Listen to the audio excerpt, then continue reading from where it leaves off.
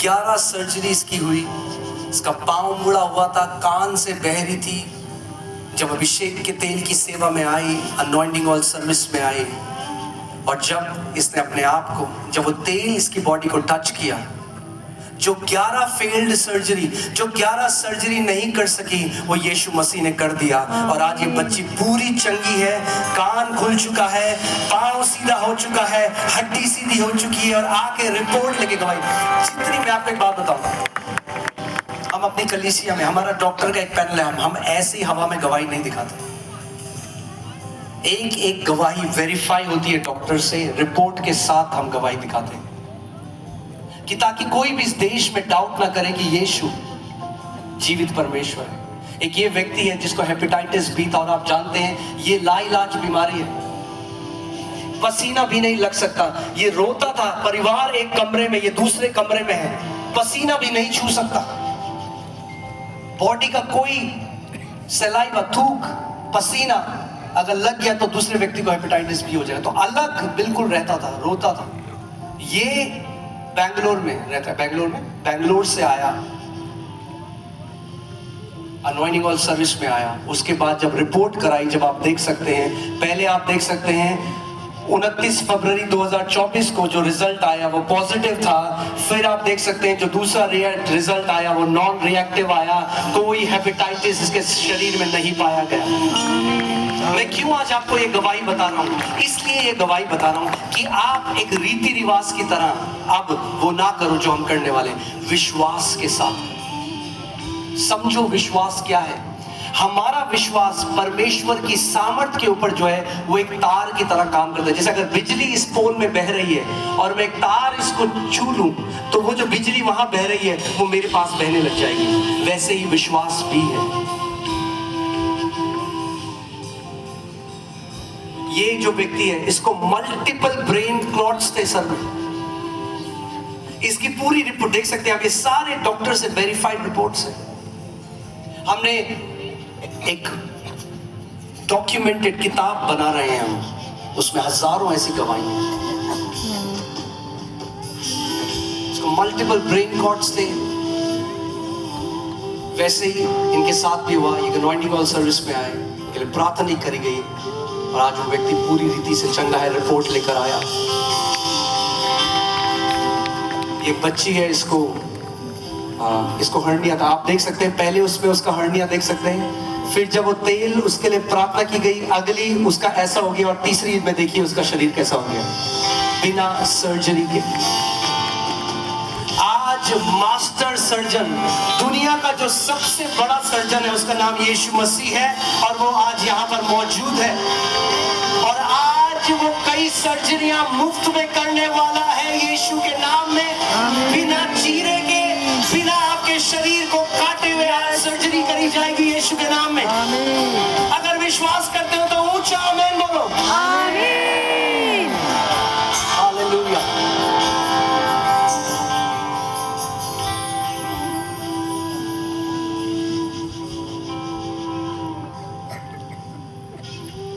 हम लोग बैंगलोर गए थे एक मीटिंग करने, और वहां पे एक स्त्री थी, उसकी फेलोपियन ट्यूब्स जो थी वो बिल्कुल डिस्टॉर्टेड थी, खराब थी। डॉक्टर्स के पास गए, उन्होंने कहा कभी भी तुम मां नहीं बन सकती। उस रात मैंने यही घोषणा करी कि यीशु मसीह आज रात को आपके कमरे में आकर आपकी सर्जरी करेगा। फिर मैं बैंगलोर से वापस आ गया। 2 साल बाद जब मैं बैंगलोर गया उसी कलीसिया में मिनिस्टर करने, तो वो एक पीछे से स्त्री चिल्लाई कि आपको याद है आप 2 साल पहले आए थे? उस रात को जब मैं सोई तो यीशु मेरे कमरे में आए, मेरी सर्जरी करी, और देखो अपना बच्चा लेकर आई। आज जितनी बांझ स्त्रियां, जितनी बहनें यहाँ पर हैं, आप अगले साल अपना बच्चा लेकर इस जगह में आओगे परमेश्वर की महिमा करने के लिए। उसका वचन निर्गमन 23-25 में कहता है, जब हम अपने परमेश्वर की सेवा करते हैं तो हमारे रोटी पे, हमारे पानी पर आशीष देता है। वो सारी बीमारियों को हमारे बीच में से निकाल लेता है। वो कहता है तेरे देश में कोई बांझ ना होगी। बोलो मेरे घर में कोई बांझ ना होगी, मेरे घर में कोई बांझ, मेरे खानदान में कोई बांझ ना होगी। मेरे खानदान अगर हम यहोवा की सेवा करते हैं तो कोई बांझ ना होगी। यस। फिर वचन कहता है वो तेरी आयु को, तेरे दिनों को पूरा करेगा। सो क्या क्या, रोटी और पानी ब्लेस्ड होगा, आपका खाना ब्लेस्ड होगा, कोई बीमारी आपके घर में नहीं होगी, कोई बांझपन आपके घर में नहीं होगा। और वो बांझपन केवल शारीरिक बांझपन नहीं, आत्मिक बांझपन भी है। कई लोग हैं इतनी सारी चीजें शुरू करने की कोशिश करते हैं, मगर कोई फ्रूट नहीं आता, कोई फल नहीं। वो आत्मिक बांझपन आज तोड़ा जाएगा यीशु के नाम में। मैं तेरी आयु को पूरा करूंगा। जितने आप लोग इस जगह में बैठे हो, शैतान की, नरक की, कब्र की, जादू टोना की कोई भी ताकत आपको अपने दिनों को पूरा करने से पहले नहीं ले जा सकती। यीशु मसीह के नाम में मैं घोषणा करता हूं, जितने लोगों के ऊपर मृत्यु का असाइनमेंट शैतान ने रखा था, आज वो मृत्यु का असाइनमेंट नाश किया जाता है यीशु मसीह के नाम में और उसके सामर्थी लहू से।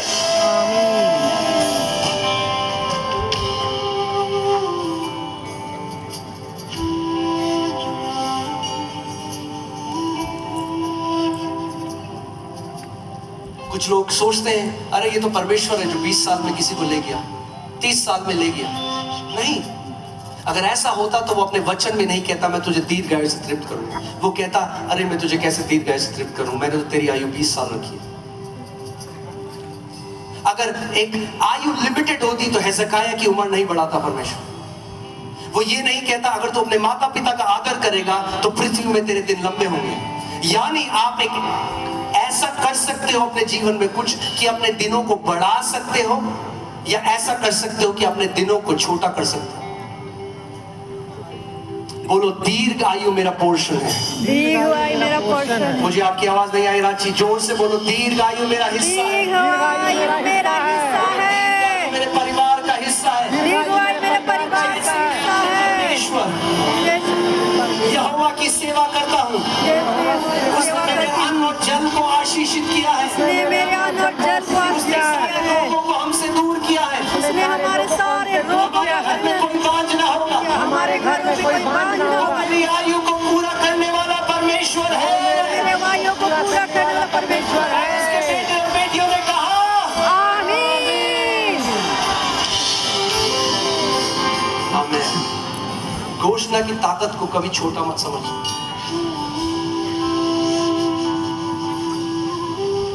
जिसने भी विश्वास की कुश्ती लड़ी, जिसने ये वचन सीखा, छोटे छोटे बच्चे, स्त्रियां, कॉपी भर दी, वो हमारे अपराधों के कारण घायल किया गया, हमारे अधर्म के कारण उस कानून से ताड़ना, उसके कोड़े खाने से चले। लिखते गए, बोलते गए, बोलते गए, बोलते गए। वचन है, रिपोर्टें बदल गई। इसीलिए शैतान नफरत करता है इससे, इस वचन से। आपको नहीं पता कितना अटैक हमें मसीहों से आता है। ये क्या सिखा रहे हो तुम लोग? क्यों? क्योंकि शैतान नहीं चाहता कि हर एक बेटा और बेटी जैवन जीवन जिए। आप गिड़गिड़ाओगे उसे कोई फर्क नहीं पड़ेगा, आप अधिकार में खड़े हो जाओगे, शैतान डर जाएगा। क्योंकि वचन कहता है तू परमेश्वर के अधीन हो और शैतान का सामना कर तो वो तेरे सामने से भाग जाएगा। तो आज हम कुछ घोषणाएं करेंगे, मगर इस बात को समझो, इब्रानी 4 आयत में लिखा है कि जो वचन हमने सुना वो इजरायलियों ने भी सुना, मगर उन्हें उससे कुछ लाभ ना हुआ क्योंकि सुने गए वचन में उन्होंने विश्वास को ना मिलाया। They did not mix faith in their hearing. अगर आप विश्वास को ना मिलाओ तो आप जैसे आए थे वैसे ही चले जाओगे। कुछ लोग ट्राई करने के लिए आते हैं, वो कहते हैं हाँ हम ट्राई करते हैं, देखते हैं। अरे परमेश्वर कोई कमीज थोड़ना है कि ट्राई करके देखेंगे। ट्राई करने वाला नहीं है, लोग कहते हैं तू मुझे दिखा दे यीशु तो मैं मान जाऊंगा। यीशु कहता है तू मान जा तो मैं दिखा दूंगा। मेरा राज्य पहले विश्वास करने का है। पहले विश्वास कर, तब तू देखेगा चमत्कार।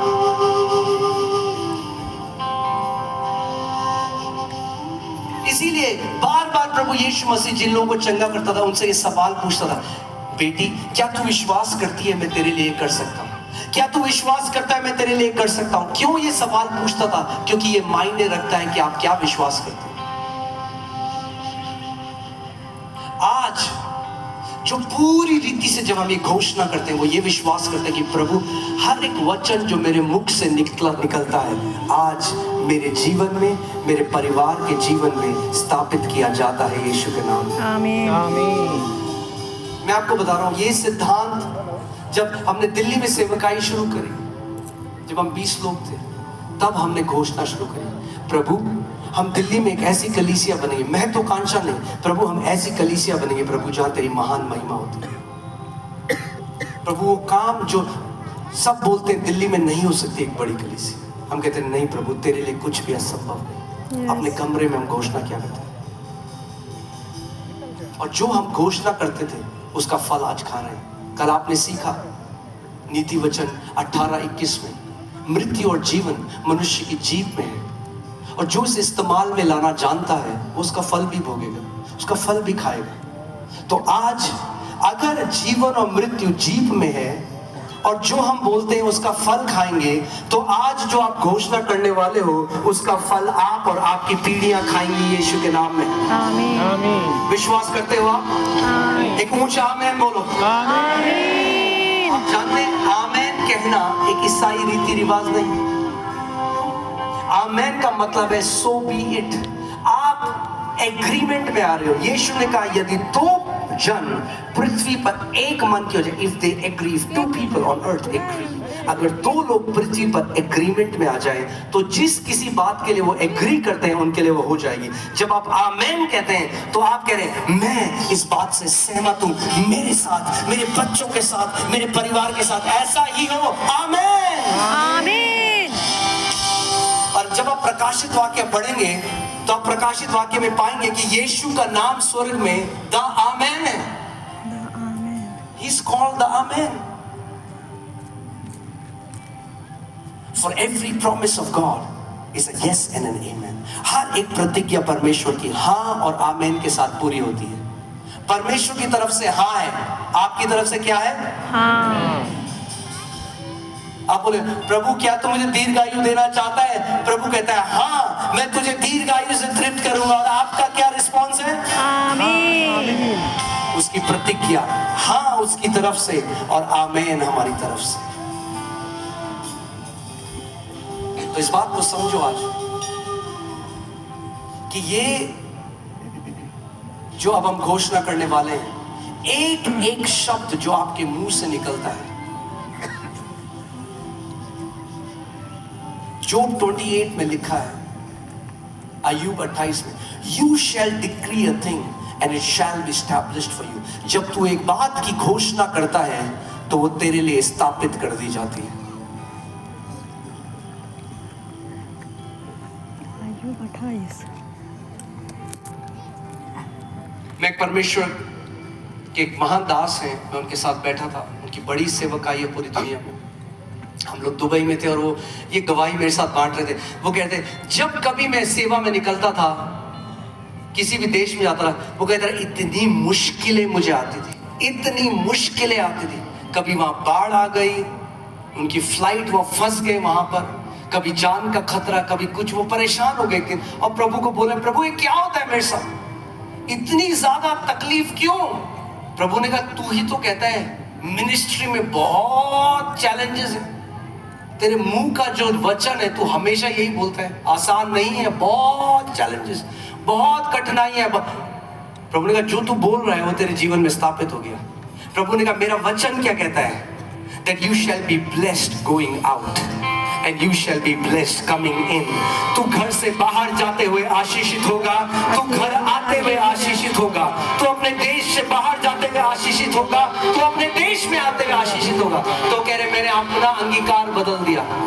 उन्होंने कहा मैं जाते हुए भी आशीषित हूँ, वो आते हुए भी। कह रहे अब 20 साल हो गए, हर एक ट्रिप ब्लेस्ड ट्रिप होती है। आमीन। You shall decree a thing.